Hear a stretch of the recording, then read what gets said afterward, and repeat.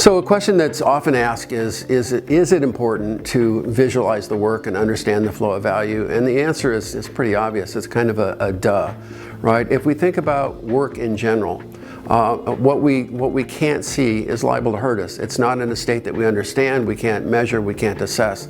So Lean is pretty focused on a number of things, and one of the things it's focused on is visualizing work. Now, in a Lean manufacturing plant, that's not so difficult. You can see parts move, you can see people stacked up, you can see a bottleneck, you can see a bunch of inventory in front of a workstation. Well, we might have a bunch of inventory in front of a single developer who's the only person that can update the Linux kernel. You know, the only person that has the skills to do that. We might not see that. We might see ultimate slow flow through the system. We might see that we're late, we're just seem unresponsive, and not even know that that bottleneck exists because we don't even see that those stories are stacked up. We don't see that we have a single threaded resource there. So consequently, visualizing work is important. Now, I've been a CEO most of my career, and I've always had the sense that the facts are friendly. One of my mentors taught me that very early on. Now, they're not always fun. Sometimes you learn things you wish you hadn't learned, but they're friendly. They help you make good decisions. Well, what are the facts in software development? Well, the facts are this work is progressing or it isn't. The work in Agile is broken up into little objects, typically user stories and features. If you can't see those objects moving, how do you know what you're doing?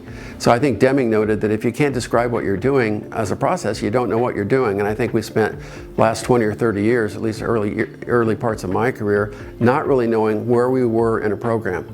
Yeah, there's a big fat requirement specification, and yeah, a bunch of it is coded, but where are we really? We make that work into atoms. We make objects out of that work.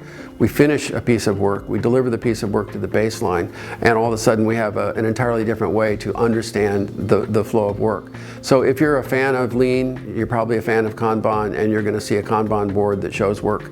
I don't know anything more critical in terms of being able to really provide appropriate knowledge, much less, supervision or insight or help to the teams building it, than to see the work. And our work comes from our brains, and if we don't make it physical, if we don't make it tangible, if we can't see that story card, if we can't see that feature, then we really don't know what we're doing, and you're probably going to be in for a nasty shock at the end.